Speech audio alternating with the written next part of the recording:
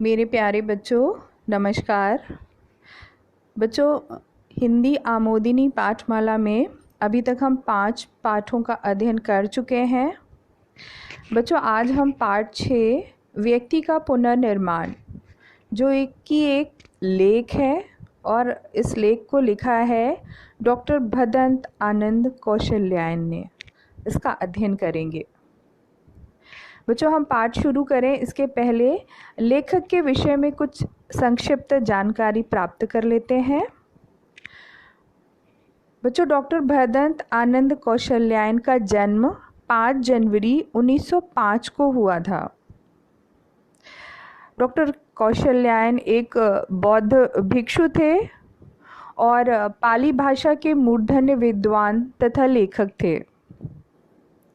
वे अपने पूरे जीवन काल में देश विदेश में घूमकर समतामूलक समाज का प्रचार प्रसार करते रहे। वे 10 साल राष्ट्रभाषा प्रचार समिति वर्धा के प्रधानमंत्री रहे।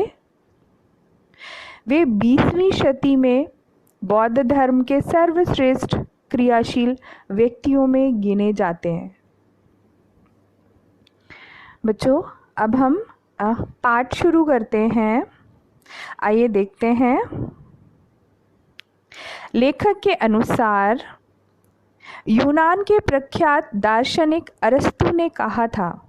बच्चों, आप अरस्तु के नाम से परिचित होंगे। आपने हिस्ट्री में, इतिहास में अरस्तु, प्लेटो जैसे दार्शनिकों के विषय में पढ़ा होगा। तो यूनान के एक प्रख्यात दार्शनिक थे जिनका नाम था अरस्तु। उन्होंने कहा था कि मनुष्य एक सामाजिक प्राणी है, अर्थात मनुष्य समाज में रहता है और एक सामाजिक प्राणी है। मनुष्य अकेले जीवन यापन नहीं कर सकता। मनुष्य का अकेले कोई अस्तित्व नहीं है। कई मनुष्यों का समूह मिलकर के समाज का निर्माण करते हैं और वह समाज में रहता है, इसलिए मनुष्य को सामाजिक प्राणी कहा जाता है। और बच्चों, एक व्यक्ति मिलकर के, जब हम 1, 2, 3, 4 व्यक्तियों को मिलाते हैं तो उससे एक परिवार का निर्माण होता है।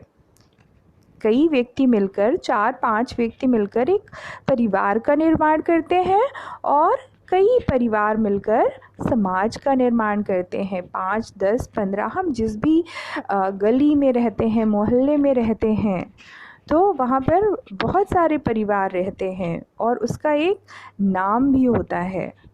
तो हम समाज में रहते हैं, लोगों से प्रभावित होते हैं और लोगों को प्रभावित भी करते हैं,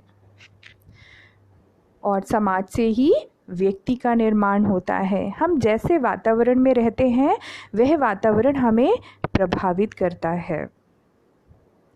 यदि व्यक्ति अपना सुधार करे तो समाज अपने आप सुधर जाएगा। यहाँ पर लेखक कहते हैं कि यदि हम अपने आप में सुधार करेंगे, प्रत्येक व्यक्ति अपने आप में सुधार करे, उसके अंदर क्या कमियां हैं उनको समाप्त करे और अपने अंदर कुछ अच्छाइयों को धारण करे, तो ऐसे हर व्यक्ति यदि यही करना सीख जाएगा तो धीरे धीरे क्या होगा, समाज अपने आप सुधर जाएगा। हमें किसी को सुधारने की आवश्यकता नहीं पड़ेगी। सभी व्यक्ति अपने में सुधार करेंगे तो समाज अपने आप सुधर जाएगा। व्यक्ति किस तरह स्वयं का निर्माण कर सकता है, सुधार कर सकता है, इस पाठ को पढ़कर जानते हैं। किस प्रकार से हमें अपने अंदर सुधार करना चाहिए, किस प्रकार से हमें अपना पुनर्निर्माण करना चाहिए, समाज का पुनर्निर्माण करना चाहिए, इस बात को हम इस पाठ के अंतर्गत सीखेंगे। इस पाठ के लेखक भदंत आनंद कौशल्यायन जी ने हमें बहुत सी ऐसी उपयोगी बातें बताई हैं जिनको अपने जीवन में धारण करके हम अपना स्वयं का निर्माण कर सकते हैं, पुनः निर्माण कर सकते हैं, पुनर्निर्माण कर सकते हैं।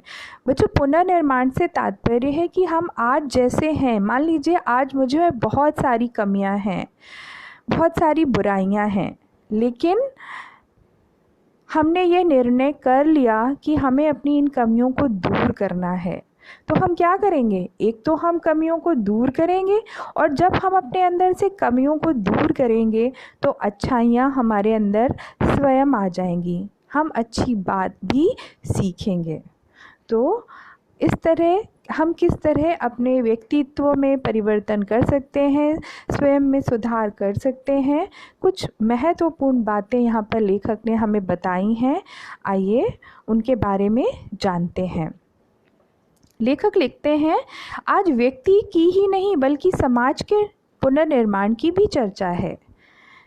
सिर्फ व्यक्ति का पुनर्निर्माण ही आवश्यक नहीं है, बल्कि समाज का पुनर्निर्माण भी आवश्यक है, क्योंकि जब व्यक्ति का पुनर्निर्माण होगा तो समाज का पुनर्निर्माण होना स्वाभाविक है। क्या व्यक्ति का पुनर्निर्माण एकदम उपेक्षा की चीज़ है? लेखक यहाँ पर प्रश्न करते हैं कि यदि व्यक्ति अपने में कोई सुधार करता है, कोई अच्छी चीज़ धारण करता है, तो क्या हमें उसकी उपेक्षा करनी चाहिए, उसका तिरस्कार करना चाहिए? यह सत्य है कि व्यक्ति समाज की उपज है। हम सभी जानते हैं कि हमारा जो वजूद है वो समाज से है, हम समाज की ही देन हैं। और यदि सारा समाज लूला लंगड़ा रहे तो एक व्यक्ति भी सीधा नहीं खड़ा हो सकता।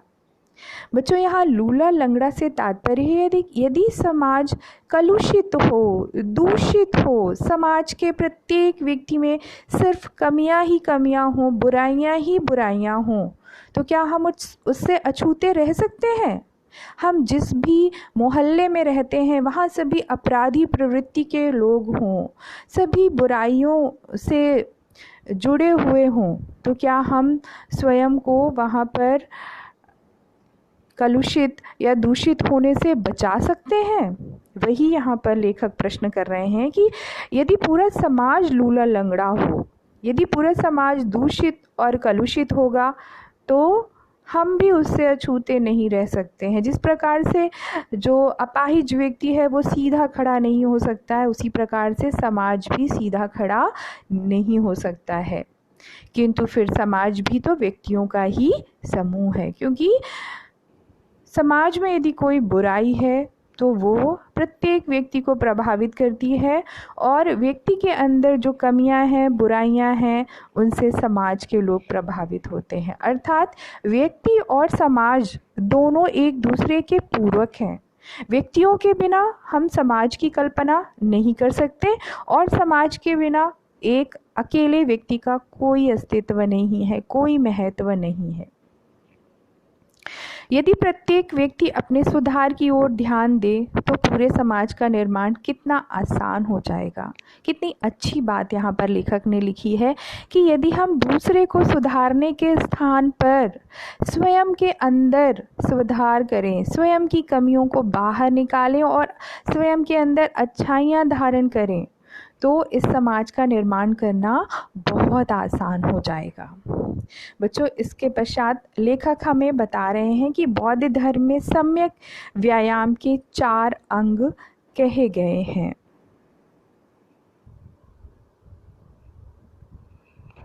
बौद्ध धर्म में सम्यक व्यायाम के 4 अंग कहे गए हैं। बच्चों, यहाँ सम्यक से तात्पर्य है उपयुक्त।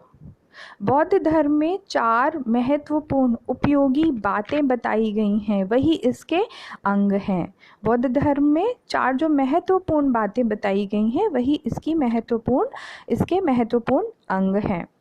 पहली बात है कि इस बात की सावधानी रखना कि अपने में कोई अवगुण ना आ जाए। सबसे पहले हमें अपने आप को सुधारने के लिए क्या करना होगा? इस बात का ध्यान रखना होगा कि हमारे अंदर कोई भी बुराई ना आए। अवगुण से तात्पर्य है बुरी बातें, तो हमारे अंदर कोई भी बुराई ना आने पाए। और दूसरी बात है कि हमें इस बात की कोशिश करनी चाहिए कि अपने अवगुण दूर हो जाएं। प्रथम बात बच्चों, बहुत ध्यानपूर्वक, बहुत ही गूढ़ बात यहाँ पर लेखक ने कही है। इस पाठ के माध्यम से हम बहुत कुछ सीख सकते हैं और अपने जीवन में धारण कर सकते हैं। तो बौद्ध धर्म में जो 4 महत्वपूर्ण बातें कही गई हैं, पहली बात है कि हमारे अंदर कोई अवगुण ना आ जाए, कोई बुराई ना आ जाए, और दूसरी बात यह है कि हमें यह कोशिश करनी है कि हमारे अंदर जो भी बुराइयां हैं, जो भी अवगुण हैं, जो भी दूषित विचार हैं, कलुषित विचार हैं, वो हमसे दूर चले जाएं। पहली बात, कोई बुराई ना आए। और हमारे अंदर दूसरी बात ये हमें करनी है कि हमारे अंदर जो बुराइयां हैं उन्हें हमें अपने से दूर करना है। तीसरी महत्वपूर्ण बात है कि हमें इस बात की सावधानी रखना है कि अपने में सद्गुण चले आए, अवगुण चले जाएं और क्या हो, सद्गुण आ जाए। अच्छी बातें हम अपने अंदर ग्रहण करें, शुभ विचार अपने अंदर लाएं, हमेशा दूसरों की भलाई के विषय में सोचें, तो सद्गुण अपनाएं, अवगुणों को दूर करें।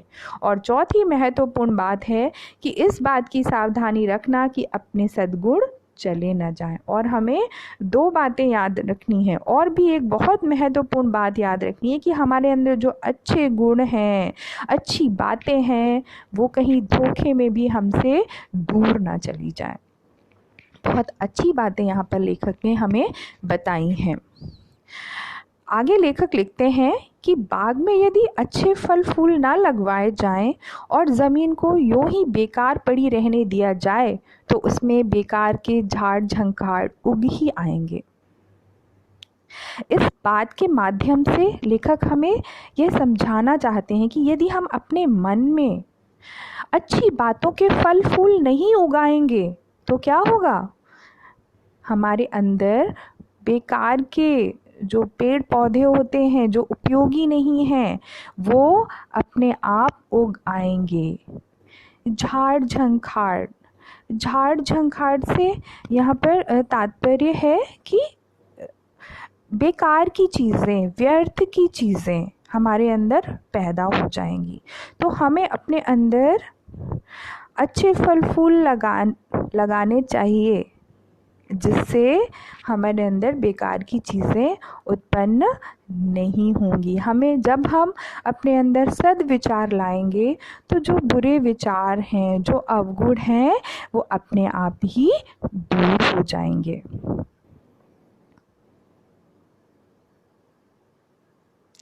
यदि अवगुणों को दूर करने और सद्गुणों को लाने का उपाय निरंतर नहीं किया जाएगा तो अवगुण बने ही रहेंगे और सद्गुण नहीं आएंगे। मतलब हमने आज सोचा कि हमें इस बारे में कार्य करना है और सोचने के बाद हम इस बात को भूल गए, तो कोई भी परिवर्तन नहीं हो सकता है। हमें क्या करना है, हमें निरंतर उसके लिए प्रयास करना है, बिना रुके हुए अपने अवगुणों को दूर करने का और सद्गुणों को अपनाने का प्रयास हमें निरंतर करना है, प्रतिदिन करना है, हर क्षण करना है। और अगर हम ऐसा नहीं करेंगे तो वो बुरी बातें हमारे अंदर बनी ही रहेंगी और अच्छी बातें हम ग्रहण नहीं कर पाएंगे। इसलिए यदि इस चतुर्मुखी कार्यक्रम को घटाकर इसके केवल 2 अंगों, अवगुणों को दूर करना और सद्गुणों को अपनाना को स्वीकार कर लिया जाए तो भी मैं समझता हूँ भगवान बुद्ध का उद्देश्य पूरा हो जाएगा। चतुर्मुखी कार्यक्रम, चतुर्मुखी कार्यक्रम से यहाँ का लेखक का तात्पर्य इन 4 बातों से है, जो 4 सम्यक व्यायाम के अंग उन्होंने बताए हैं। अवगुण ना आए और गुणों को दूर करें, सद्गुण चले जाएं और सद्गुण चले ना जाए और सद्गुण को अपनाएं।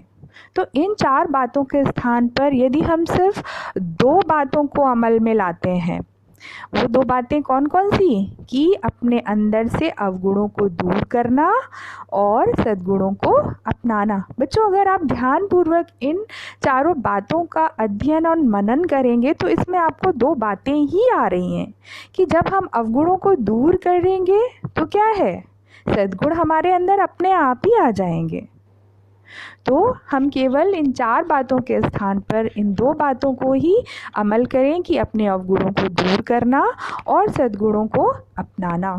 तो भी भगवान बुद्ध ने जो उपदेश दिया है कि हम कैसे अपने व्यक्तित्व में परिवर्तन कर सकते हैं, कैसे हम अपने व्यक्तित्व का पुनर्निर्माण कर सकते हैं, कैसे सुधार कर सकते हैं, उनका यह उद्देश्य पूरा हो जाता है।